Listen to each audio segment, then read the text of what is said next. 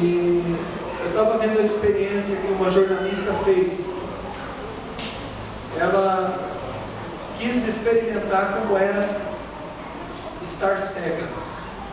Então o que ela fez? Ela usou um óculos bastante escuro, de forma que ela não enxergava absolutamente nada. E ela acompanhou uma pessoa que tem deficiência visual, que não enxergava absolutamente nada, mas que era já experiente, sabia se virar, mesmo com a dependência da cegueira, com a deficiência da cegueira. E aquela repórter, aquela jornalista acompanhou aquele senhor durante 4 horas no passeio no shopping, usando aquela bengala própria, e a gente via que ela tinha muita dificuldade. Ele já era experiente, já sabia entrar, sair dos lugares, e a gente viu durante a reportagem o quanto que ela teve dificuldade para conseguir se ambientar, se colocar nos lugares, mesmo quando alguém acompanhava, segurava para conduzi-la. A gente notou assim uma dificuldade muito grande.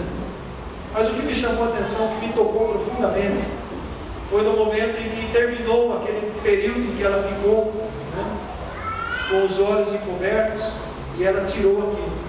A reação daquela repórter foi algo tremendo. Eu não sei quantos assistiram essa reportagem, mas ela começou a chorar e a agradecer a Deus por ter enxergado.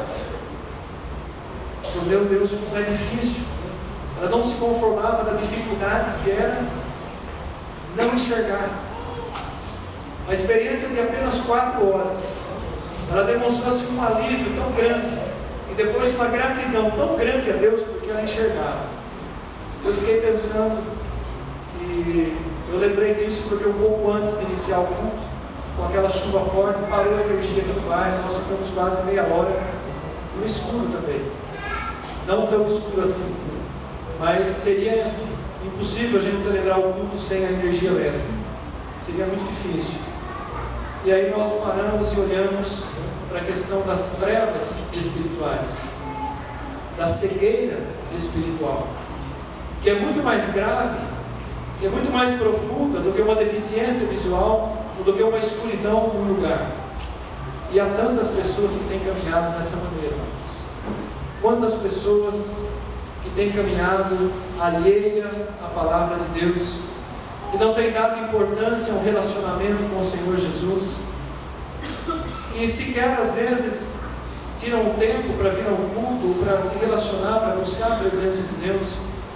Isso reflete uma cegueira espiritual, reflete uma condição de treva espiritual.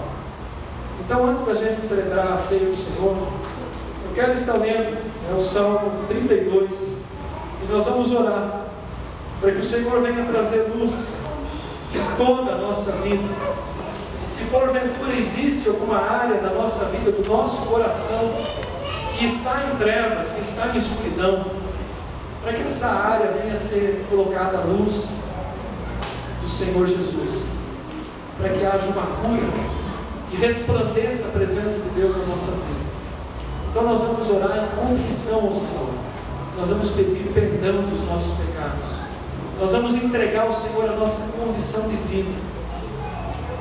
Nós vamos dizer assim: Senhor, está aqui a minha vida, essa área da minha vida, ela está em trevas. Essa área da minha vida eu estou cego, eu preciso que o Senhor abra os meus olhos, cure a cegueira espiritual, que o Senhor abra o meu entendimento, que eu possa me levantar pela fé, crendo no perdão concedido através do sangue de Jesus Cristo, e que eu possa celebrar a ceia do Senhor, livre de qualquer acusação de Satanás, de qualquer peso sobre a minha alma. É isso que nós vamos fazer. O Salmo 32 é o salmo onde Davi expressa essa condição do pecado. E Davi sabia bem o que era essa condição do pecado. Davi cometeu um pecado de grandes consequências, nós sabemos. E o profeta de Deus se levanta e mostra para ele o pecado que ele havia cometido. Durante um tempo, Davi tentou esconder o seu pecado. Mas ele diz nesse salmo: enquanto eu escondi o meu pecado, os meus ossos doíram. Bem-aventurado aquele cuja iniquidade é perdoada e cujo pecado é coberto. Bem-aventurado o homem a quem o Senhor não atribui iniquidade, em cujo espírito não há dolo. Enquanto escondi os meus pecados, envelheceram os meus ossos pelos meus constantes gemidos todo dia, porque a tua mão pesava dia e noite sobre mim, e o meu vigor se tornou em sequidão de estio. Confessei-te o meu pecado, e a minha iniquidade não mais ocultei. Disse: confessarei ao Senhor as minhas transgressões, e tu perdoaste a iniquidade do meu pecado. Sendo assim, todo homem piedoso te fará súplicas em tempo de poder encontrar-te. Com efeito, quando transbordarem muitas águas, não me atingirão. Tu és o meu esconderijo. Tu me preservas da tribulação e me cercas de alegres cantos de livramento. Instruir-te-ei e te ensinarei o caminho que deves seguir, e sob as minhas vistas te darei conselho. Não sejais como o cavalo ou a mula sem entendimento, os quais com freios e cabrestos são dominados, de outra sorte não te obedecem.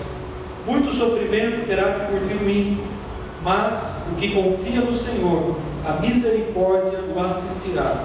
Alegrai-vos no Senhor e regozijai-vos, ó justos. Exultai vós todos, que sois retos de coração. Curve a sua cabeça, feche os seus olhos. A palavra que nós lemos diz que os que confiam no Senhor, a misericórdia o assistirá. O Senhor derramará da misericórdia, derramará do perdão sobre as nossas vidas. Senhor Deus e Pai, queremos pedir-te perdão. Queremos pedir perdão das nossas desobediências, pedir-te perdão das vezes que duvidamos, pedir-te perdão das vezes, ó Pai, que agimos como agem aqueles que não te conhecem, pedir-te perdão das palavras que não devíamos ter dito, pedir-te perdão, ó Deus, dos olhares que deveríamos ter evitado, dos pensamentos maus, dos desejos da nossa carne, da inclinação para o pecado, pedir-te perdão da nossa negligência, a oração, das vezes em que deixamos o nosso lugar secreto de adoração, das vezes em que trocamos o tempo na presença do Senhor por qualquer outra coisa. Perdoa-nos, ó Deus. Perdoa-nos as vezes em que, mesmo conhecendo a tua vontade, nós agimos contrário a ela. Pai, perdoa nossas iniquidades. Pelo sangue do teu Filho Jesus Cristo derramado por todos nós recebemos o teu perdão. Traz luz às nossas trevas. Remove, Deus, do nosso coração toda cegueira, toda área que se encontra em trevas. Que nós possamos, ó Deus, expor o nosso coração, a nossa vida pela luz, e desfrutar, Senhor, do teu perdão. A tua graça é melhor do que a vida. Louvado e exaltado seja o Senhor, que nos recebe por filhos, que nos adotou por filhos, e que nos trata segundo a graça e a misericórdia. É no nome do Senhor Jesus Cristo que nós oramos. Amém. Glória a Deus. Permaneça um tempo em silêncio falando com o Senhor, orando em pensamento. Creia que o perdão de Deus alcançou.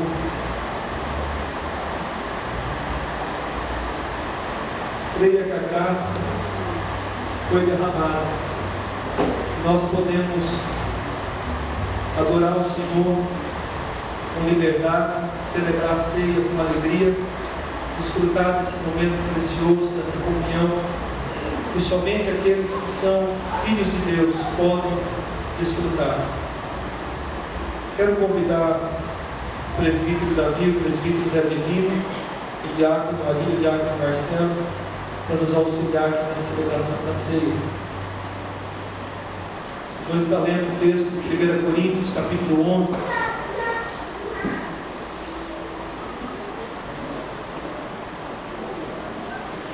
Onde Paulo, ensinando a igreja de Corinto sobre esse momento da ceia, ele diz assim: porque eu recebi do Senhor o que também vos entreguei, que o Senhor Jesus, na noite em que foi traído, tomou o pão e, tendo dado graças, o partiu e disse: isto é o meu corpo que é dado por vós, fazei isto em memória de mim. Por semelhante modo, depois de haver ceado, tomou também o cálice, dizendo: este cálice é a nova aliança do meu sangue. Fazei isto todas as vezes que o beberdes em memória de mim. Porque todas as vezes que comerdes esse pão e beberdes o cálice, anunciais a morte do Senhor até que Ele venha. Por isso, aquele que comer o pão ou beber o cálice do Senhor indignamente, será réu do corpo e do sangue do Senhor. Examine-se, pois, o homem a si mesmo, e assim coma do pão e beba do cálice. Pois quem come e bebe sem discernir o corpo, come e bebe juízo para si.